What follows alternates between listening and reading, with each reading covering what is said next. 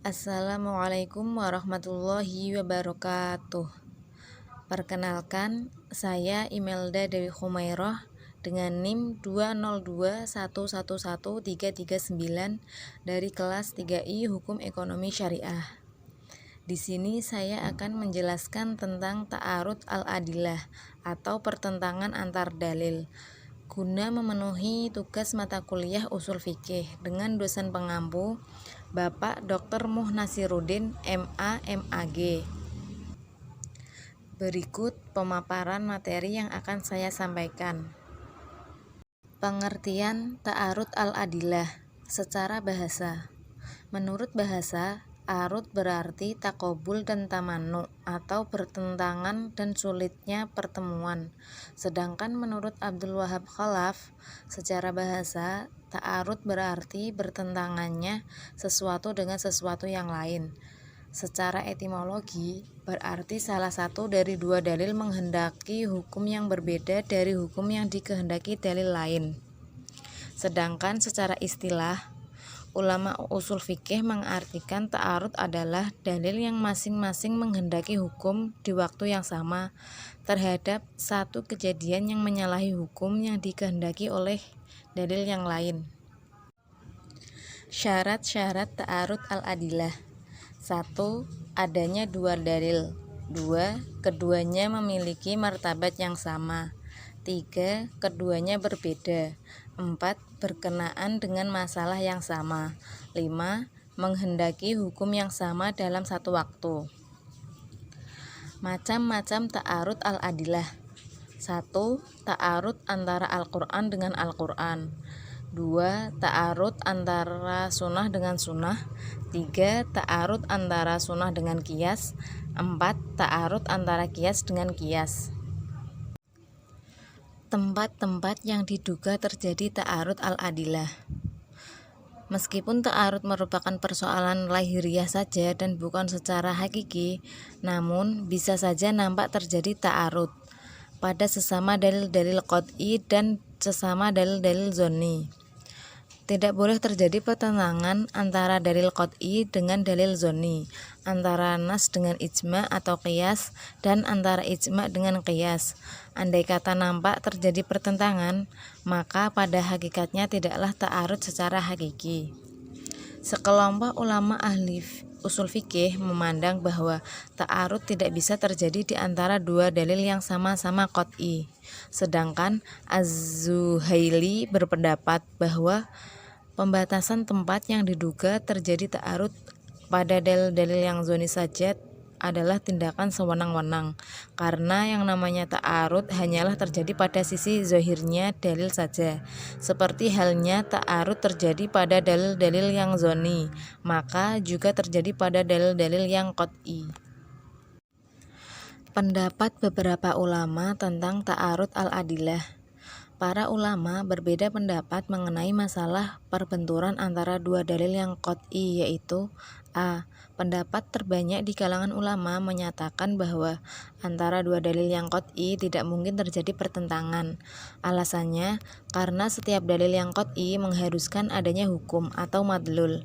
Bila dua dalil qat'i berbenturan, berarti kedua dalil tersebut menghendaki dua buah hukum yang saling bertentangan. Hal ini tidak mungkin terjadi. B. Ada ulama yang memungkinkan pertemunya dua dalil qat'i yang saling berbenturan. Masing-masing dalil tersebut dipegang oleh ulama yang memandangnya sebagai dalil qat'i. Selain itu, perbedaan pendapat pun terjadi mengenai masalah perbenturan dua dalil yang bersifat zonni, yaitu A. Sebagian ulama menolak terjadinya pertentangan antara dua dalil yang zonni, sebagaimana tidak bolehnya perbenturan dua dalil yang qat'i.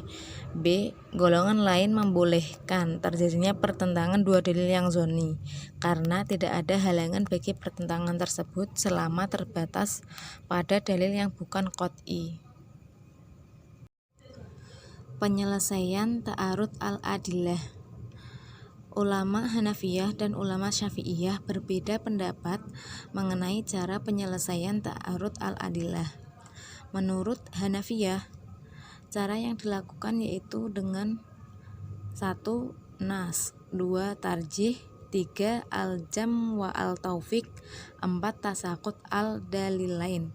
Sedangkan menurut Syafi'iyah, cara yang dilakukan yaitu yang pertama al-jam wa al-taufik, 2. Tarjih, 3. Nas, 4. Tasakut al-dalilain. Sebenarnya keduanya hampir sama, namun yang membedakan adalah urutan dari cara-cara tersebut. Penyelesaian ta'arud al-adilah menurut Hanafiyah. 1. Naskh. Naskh adalah pembatalan hukum syara dengan suatu ketentuan dalil yang datang kemudian. Dari metode ini, seorang mujtahid harus melacak sejarah dari kedua nas. Dan ketika sudah diketahui mana yang lebih dahulu datang dan mana yang datang kemudian, maka nas yang datang kemudian hukumnya menas yang terdahulu.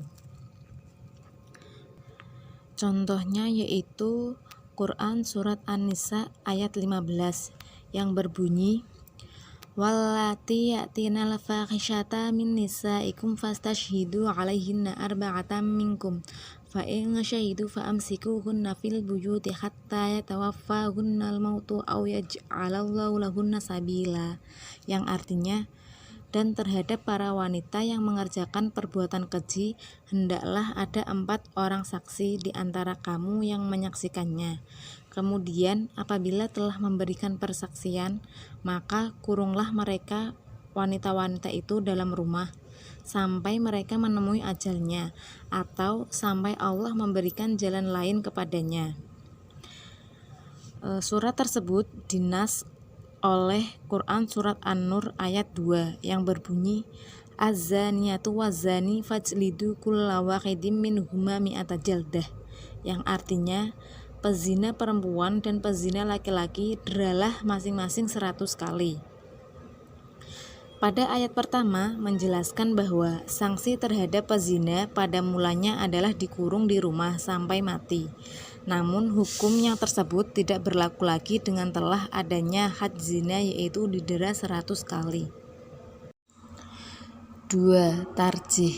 Tarjih adalah menguatkan salah satu dalil dari dua dalil yang bertentangan berdasarkan beberapa qarinah yang mendukung ketetapan tersebut.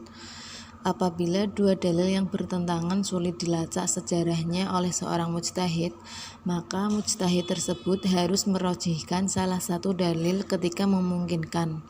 Pentarjihan bisa menggunakan beberapa metode tarjih, semisal menguatkan nas yang muhkam daripada nas yang mufassar, menguatkan dalil yang mengandung hukum haram dari dalil yang mengandung hukum boleh, dan dari segi adalah dobit, faqih, dan sebagainya seorang perawi hadis. Contohnya dalam hadis Rasulullah SAW yang berbunyi, An Abdurrahman ibni Attab qala kana Abu Hurairah yaqulu man asbaha junuban fala shauma lahu, yang artinya dari Abdurrahman bin Auf ia berkata, adalah Abu Hurairah berkata, barang siapa yang junub sampai tiba waktu subuh maka tidaklah ada puasa baginya. Hadis riwayat Ahmad. Sementara Aisyah meriwayatkan hadis An Aisyah wa Ummi Salamah zauji an Nabi sallallahu alaihi wasallam annahuma qalata kana Rasulullah sallallahu alaihi wasallam yusbihu junuban min jima'in ghairi ihtilamin fi ramadhana summa yasumu, yang artinya dari Aisyah dan Ummu Salamah istri Nabi sallallahu alaihi wasallam bahwa keduanya berkata, Rasulullah Shallallahu Alaihi Wasallam masih dalam keadaan junub, bukan karena mimpi pada bulan Ramadan. Kemudian beliau berpuasa. Hadis riwayat Malik. Dari kedua hadis di atas dapat dilihat keduanya memiliki ketentuan hukum yang berlainan terkait hukum puasa bagi orang yang memiliki junub. Hadis yang diriwayatkan Abu Hurairah menetapkan ketidaksahan puasa, sedangkan berdasarkan riwayat Aisyah dan Ummi Salamah, puasa orang yang memiliki junub tersebut adalah sah. Hadis yang diriwayatkan Aisyah dan Ummi Salamah menurut ijma' ulama adalah bersifat rajah atau kuat. Sedangkan yang diriwayatkan oleh Abu Hurairah bersifat marjuh atau yang dilemahkan. Alasannya adalah sebab Aisyah dan Ummi Salamah lebih mengetahui keadaan Rasul Shallallahu Alaihi Wasallam dibandingkan Abu Hurairah. 3. Al-jam wa al-taufik. Al-jam wa al-taufik yaitu mengkompromikan dalil-dalil yang bertentangan setelah mengumpulkan keduanya. Hal ini berdasarkan kaidah mengumpulkan kedua dalil lebih baik daripada meninggalkan atau mengabaikan dalil yang lain. Contohnya dapat diamati dari hadis Nabi Shallallahu Alaihi Wasallam berikut: Ala ukhbirukum bi khairi syuhada huwallazi ya'ti bisyahadah qabla ayyas alaha, yang artinya, bukanlah saya telah beritahukan kepadamu tentang sebaik-baik saksi, yaitu orang yang memberikan kesaksian sebelum ia diminta kesaksian tersebut kepadanya. Hadis riwayat Muslim. Hadis ini menjelaskan bahwa kesaksian yang paling baik yaitu kesaksian yang diberikan oleh seseorang sebelum diminta memberikannya di depan peradilan. Hadis ini merupakan dorongan bagi seseorang untuk memberikan kesaksian terhadap kasus yang diketahuinya, baik yang menyangkut hak Allah maupun hak manusia. Dalam hadis lain, Nabi Shallallahu Alaihi Wasallam menyatakan, Inna khairakum qarni summal ladina yalunaha summa yakunu ba'dahum qaumun yashhaduna wa la yastashhaduna wa yakhununa wa la yu'tamanuna, yang artinya sebaik-baik generasi adalah generasiku, kemudian generasi sesudahnya, kemudian generasi sesudahnya pula. Setelah itu orang-orang akan memberikan kesaksian di depan hakim tanpa diminta sedangkan mereka tidak mengetahui peristiwa itu. Mereka berkhianat dan tidak dapat dipercaya. Hadis riwayat Ahmad. Hadis ini menginformasikan bahwa jauh sesudah generasi Nabi Shallallahu Alaihi Wasallam muncul orang-orang yang menjadi saksi dalam suatu perkara, di mana mereka sebenarnya tidak menyaksikan perkara yang dihadapinya. Untuk menyelesaikan pertentangan antara kedua hadis ini dapat digunakan metode al-jam'u wa al-taufik. Melalui metode ini ditetapkan bahwa hadis pertama ditujukan untuk kesaksian dalam kasus-kasus yang berkaitan dengan hak Allah, dan kesaksian pada hadis yang kedua dimaksudkan untuk kasus-kasus yang berkaitan dengan hak manusia. 4. Tasaqut al-dalilain. Tasaqut al-dalilain adalah langkah terakhir mujtahid yang berarti menggugurkan kedua dalil yang bertentangan dan mencari yang lebih rendah. Hal ini ditempuh apabila tidak bisa menggunakan ketiga cara di atas. Misalnya ada pertentangan antara dua ayat, sedang tata cara sebelumnya sangat sulit dipakai. Maka langkah yang harus ditempuh adalah mengambil keterangan yang lebih rendah dari Al-Quran, yaitu sunnah. Apabila ada dua sunnah yang bertentangan, maka beralih pada istidlal dengan qaul al-sahabat bagi yang menggunakannya sebagai hujjah, dan beralih pada qiyas bagi yang tidak menggunakan istidlal qaul al-sahabat. Dalam hadis dijelaskan tata cara sholat khusuf sebagai berikut.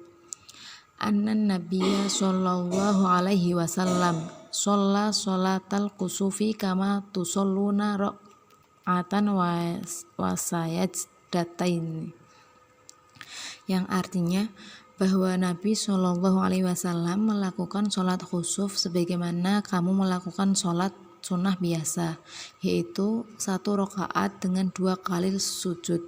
Hadis riwayat Abu Daud dan An-Nasai. Dalam hadis lain dicontohkan Nabi Shallallahu Alaihi Wasallam melalui sunnah fi'liyah tentang cara sholat khusuf sebagai berikut. Anna Rasulullah shollaha raq'ataini bi arba'ati raku'atan wa arba'a sajadatin. Artinya bahwa Rasulullah Shallallahu Alaihi Wasallam melakukan sholat khusuf 2 rakaat dengan 4 kali rukuk dan 4 kali sujud. Hadis riwayat Imam yang 6. Hadis pertama tentang khusuf ini menjelaskan tata cara sholat tersebut dengan 1 kali ruku dan 1 kali berdiri untuk setiap rakaat seperti sholat biasa. Sementara hadis kedua menjelaskan bahwa sholat khusuf dilakukan dengan 2 kali ruku dan 2 kali berdiri untuk setiap rakaatnya. Dalam kasus ini tidak ada merojih atau menguatkan salah satu dari kedua hadis ini. Kalangan Hanafiyah tidak menggunakan kedua hadis ini, tetapi menggunakan qiyas untuk menetapkan tata cara sholat khusuf. Mereka mengkiaskan pelaksanaan sholat khusuf kepada sholat-sholat lainnya. Apabila dalil yang bertentangan itu bukan nas seperti qiyas dengan qiyas, maka harus melakukan tarjih dengan salah satu dari tingkatan qiyas. Misalnya melakukan tarjih dengan menguatkan ilat yang mensusah atau terdapat dalam nas dari ilat yang diistinbatkan dengan cara mempertahankan kesamaan dengan ilat yang terdapat pada nas. Penyelesaian ta'arud al-adillah menurut Syafi'iyah. 1. Al-jam'u wa al-taufiq. Menurut aliran Syafi'iyah, cara pertama untuk menyelesaikan dua dalil yang bertentangan adalah dengan mengkompromikan kedua dalil tersebut. Cara yang digunakan untuk mengkompromikan kedua dalil tersebut ada 3. Yang pertama, membagi kedua hukum yang bertentangan. Kedua, memilih salah satu hukum. Ketiga, mengambil dalil yang lebih khusus, misalnya tentang masa iddah wanita hamil, yang menurut Hanafiyah menggunakan metode nasakh. 2. Tarjih. Apabila tidak bisa menggunakan metode al-jam'u wa al-taufiq, seorang mujtahid beranjak pada tahapan selanjutnya yaitu tarjih, yakni menguatkan salah satu dalil. Yang ketiga, nasakh. Ketika cara tarjih tidak dapat memberikan jawaban atas ta'arud baina al-adillah, maka melangkah pada nasakh, yakni membatalkan hukum yang terkandung dalam dalil yang terdahulu dan mengamalkan hukum pada dalil yang turun kemudian. 4. Tasaqut al-dalilain. Langkah terakhir yang ditempuh apabila seorang mujtahid merasa kesulitan menyelesaikan pertentangan antar dalil ialah tasaqut al-dalilain, yakni meninggalkan dalil-dalil yang bertentangan dan beralih pada dalil yang lebih rendah derajatnya. Sekian materi yang dapat saya sampaikan. Saya mohon maaf apabila terdapat kekurangan serta kesalahan dalam penyampaian. Semoga materi yang saya sampaikan dapat bermanfaat. Akhirul kalam. Wassalamualaikum warahmatullahi wabarakatuh.